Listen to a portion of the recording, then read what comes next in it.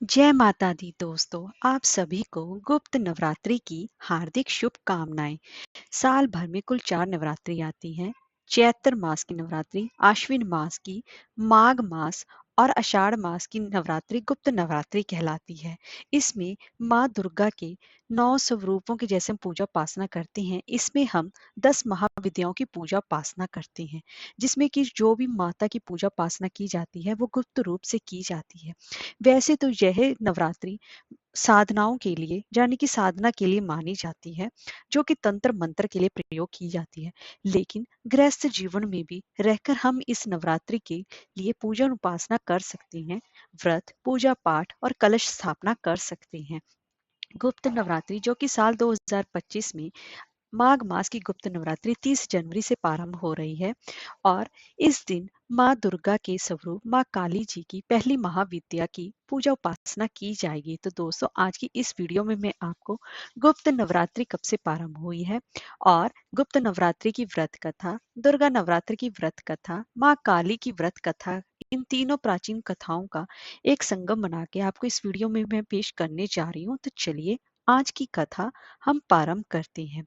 गुप्त नवरात्रि की प्राचीन कथाओं के अनुसार एक समय ऋषि श्रृंगी भक्त जनों को दर्शन दे रहे थे कि अचानक भीड़ में से एक स्त्री निकलकर आई और वहां पर उनके सामने हाथ जोड़कर ऋषि श्रृंगी जी से बोली कि मेरे पति हमेशा ही दुर्वसनों से घिरे रहते हैं, जिस कारण मैं कोई पूजा पाठ नहीं कर पाती।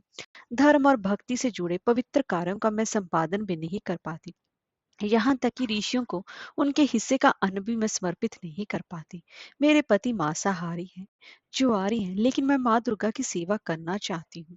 उनकी भक्ति साधना से अपने और परिवार के जीवन को सफल बनाना चाहती हूँ। ऋषि श्रृंगी महिला के भक्ति भाव से बहुत ही ज्यादा प्रभावित हुए। तब ऋषि जी ने उस स्त्री को आदर पूर्वक उपाय बताते हुए कहा कि बसंतिक और शारदीय नवरात्रि से तो आम जन मानस हमेशा ही परिचित रहते हैं, लेकिन इसके अतिरिक्त 2 नवरात्र और भी होते हैं, जिन्हें की गुप्त नवरात्र कहा जाता है। उन्होंने कहा कि प्रगट नवरात्रों में 9 देवियों की उपासना होती है और गुप्त नवरात्र में 10 महाविद्याओं की साधना की जाती है। इन नवरात्रों की प्रमुख देवी स्वरूप का नाम सर्वेश्वकारिणी देवी है। यदि इन गुप्त नवरात्रि में कोई भी भक्त माँ दुर्गा की पूजा साधना करता है, तो माँ उसके जीवन को सफल कर देती है। ऋषि श्रृंगी जी ने आगे कहा कि लोभी, कामी, व्यसनी, मांसाहारी अथवा पूजा पाठ ना कर सकने वाला भी यदि गुप्त नवरात्रों में माता की पूजा उपासना करता है, तो उसे जीवन में कुछ और करने की आवश्यकता नहीं रहती। उस स्त्री ने ऋषि श्रृंगी के वचनों पर पूर्ण श्रद्धा करते हुए गुप्त नवरात्रि की पूजा की और माँ उस पर प्रसन्न हुई और उस स्त्री के जीवन में परिवर्तन आने लगा और उसके घर में सुख शांति छा गई। पति जो गलत रास्ते पर था, वह भी सही मार्ग पर आ गया। गुप्त नवरात्रि में माता की आराधना करने से उसका जीवन पुनः खिल उठा। अब मैं आपको दुर्गा नवरात्रि की व्रत कथा का रसपान कराने जा रही हूँ।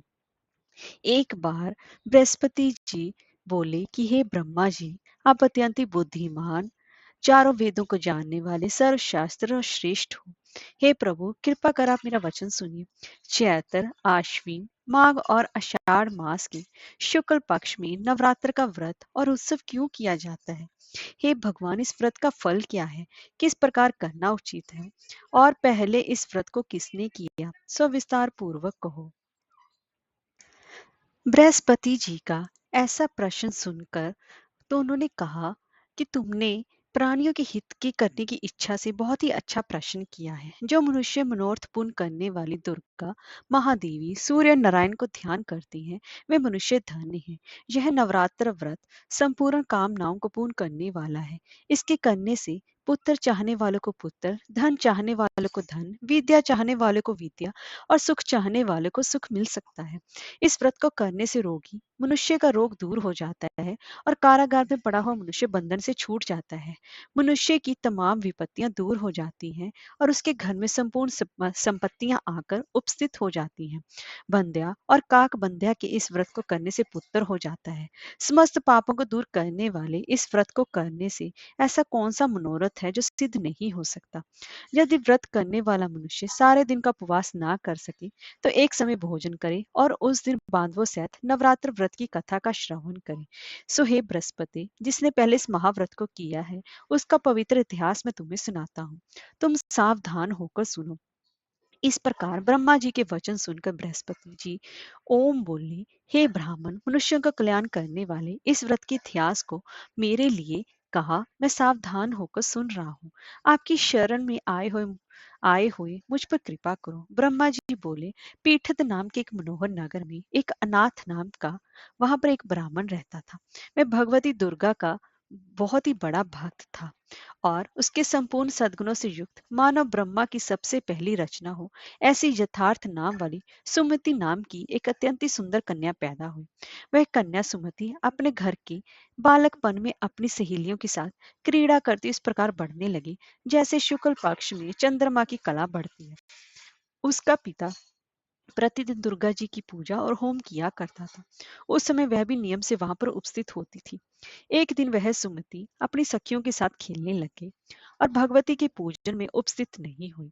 उसके पिता को पुत्री की ऐसी असावधानी देखकर क्रोध आया और पुत्री से कहने लगे कि हे दुष्ट पुत्री, आज प्रभात से तुमने भगवती का पूजन नहीं किया, इस कारण मैं तुम्हारी शादी किसी कुष्ठी और दरिद्र मनुष्य के साथ तेरा विवाह करूंगा। इस प्रकार कुपित पिता के वचन सुनकर सुमिति को बड़ा ही दुख हुआ और पिता से कहने लगी कि हे पिताजी, मैं आपकी कन्या हूँ, मैं आपके सब तरह से अधीन हूँ।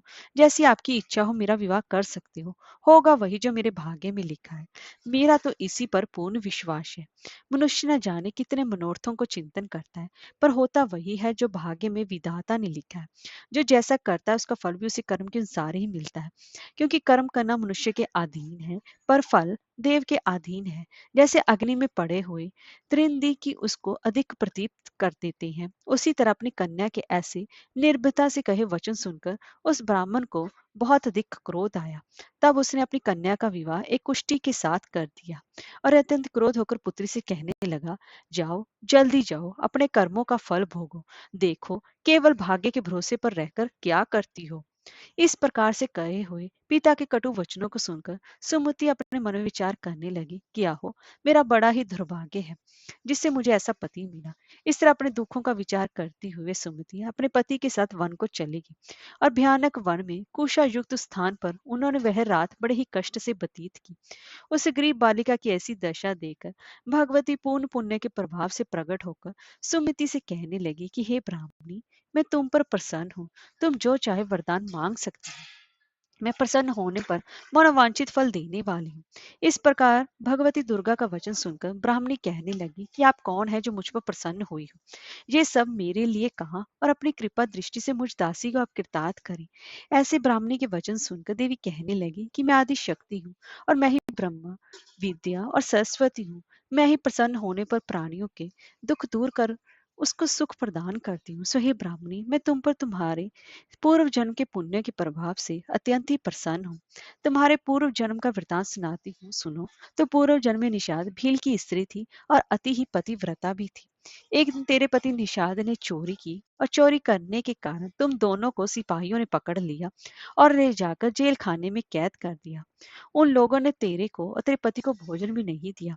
इस प्रकार नवरात्र के 9 दिनों में तुमने ना तो कुछ खाया और ना ही जल ही पिया, इसलिए 9 दिन तक नवरात्र का व्रत हो गया। सो हे ब्राह्मणी, उन दिनों में जो व्रत हुआ उस व्रत के प्रभाव से प्रसन्न होकर मैं तुम्हें मनोवांछित वस्तु दे रही हूँ।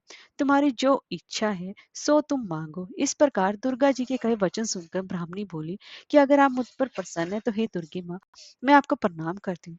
कृपया कर आप मेरे पति के कोढ़ को दूर कर दो। देवी कहने लगी कि उन दिनों में जो तुमने व्रत किया था उस व्रत के एक दिन का पुण्य अपने पति का कोढ़ दूर करने के लिए अर्पण करो। मेरे प्रभाव से तेरे पति का कोढ़ दूर हो जाएगा और सोने के समान शरीर वाला हो जाएगा। इस प्रकार ब्रह्मा जी बोले कि इस प्रकार देवी के वचन सुनकर वह ब्राह्मणी बहुत ही ज्यादा प्रसन्न हुई और पति को निरोग करने की इच्छा से ठीक ऐसे बोले।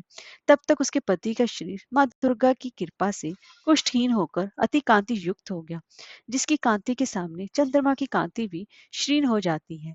वह ब्राह्मणी पति की मनोहर देह को देखकर देवी को अति पराक्रम वाली समझकर स्तुति करने लगी कि हे दुर्गे, आप दुर्गति को दूर करने वाली, तीनों जगत का संताप हरने वाली, समस्त दुखों को आप दूर करने वाली, रोगी मनुष्य को निरोग करने वाली, प्रसन्न होने पर मनोवांछित वस्तु को देने वाली और दुष्ट मनुष्य का नाश करने वाली हो।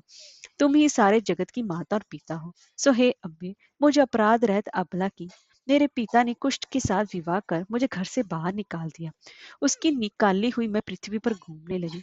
आपने मेरे इस आपत्ति रूपी समुद्र से उद्धार किया है। सो हे देवी, मैं आपको प्रणाम करती हूँ। मुझ दीन की रक्षा करो। ब्रह्मा जी बोले कि हे बृहस्पति, इस प्रकार उस सुमति ने मन से देवी की बहुत स्तुति की और उसे की हुई स्तुति सुनकर देवी को बहुत ही ज्यादा संतोष हुआ और ब्राह्मणी से कहने लगी कि हे ब्राह्मणी, तुम्हारे उदा उद्यापन नाम का एक अति ही बुद्धिमान, धनवान, कीर्तिवान और जितेंद्रिय पुत्र शीघ्र ही होगा। ऐसा कहकर वह देवी उस ब्राह्मणी से फिर कहने लगी, सो हे ब्राह्मणी, और जो कुछ तेरी इच्छा हो वही मनोवांछित वस्तु तुम मांग सकती हो।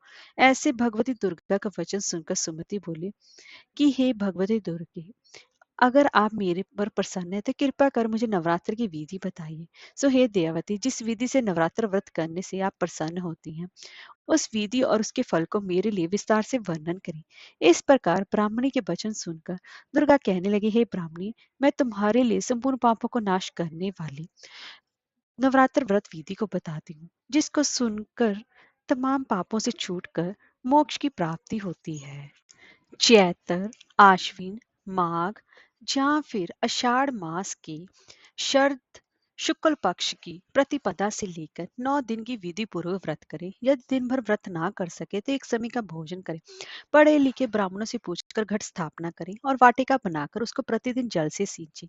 माँ काली, माँ लक्ष्मी और माँ सरस्वती की मूर्तियां बनाकर उसकी नित्य विधि सहित पूजा करें और पुष्पों से विधि पूर्वक अर्घ दें। बिजोरा के फूल से अर्घ देने से रूप की प्राप्ति होती है। जायफल से, कीर्ति दाग से कार्य की सिद्धि होती है। आंवले से सुख और केले से भूषण की प्राप्ति होती है। इस प्रकार फलों से अर्घ देकर यथा विधि हवन करें। खांड, घी, गेहूं, शहद, जौ, तिल, बिम, नारियल, दाख और कदम इनसे हवन करें। गेहूं के होम करने से लक्ष्मी की प्राप्ति होती है और खीर व चंपा के पुष्पों से धन और पत्नों से तेज और सुख की प्राप्ति होती है। आंवले से कीर्ति और केले से पुत्र हो। कमल से राज सम्मान और दुख और आगे सुख संपत्ति की भी प्राप्ति होती है। व्रत करने वाला मनुष्य इस विधान से होम कर आचार्य को अत्यंत नम्रता के साथ प्रणाम करे और यज्ञ की सिद्धि के लिए उसे दक्षिणा दे। इस महाव्रत को पहले बताई हुई विधि के अनुसार जो कि करता है उसके सब मनोरथ सिद्ध हो जाते हैं। इसमें तनिक भी संशय नहीं है। इन 9 दिनों में जो कुछ दान आदि दिया जाता है उसका करोड़ों गुना फल मिलता है। इस नवरात्रि के व्रत करने से अश्वमेध यज्ञ का फल मिलता है। सो हे ब्राह्मणी, इस संपूर्ण कामनाओं को पूर्ण करने वाले उत्तम व्रत को तीर्थ, मंदिर अथवा घर में विधि के अनुसार करें। ब्रह्मा जी बोले, सो हे बृहस्पति, इस प्रकार ब्राह्मणी को व्रत की विधि और फल बताकर देवी अंतर ध्यान हो गई।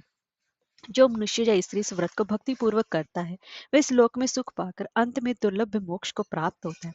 सो हे बृहस्पति, ये दुर्लभ व्रत का महत्व मैंने तुम्हारे लिए बताया। ऐसा ब्रह्मा जी के वचन सुनकर बृहस्पति जी अनंत के कान रोमांचित हो गए और ब्रह्मा जी से कहने लगे, सो हे ब्रह्मा जी, आपने मुझ पर अति ही कृपा की है, जो अमृत के समान इस नवरात्रि व्रत का महत्व सुनाया है।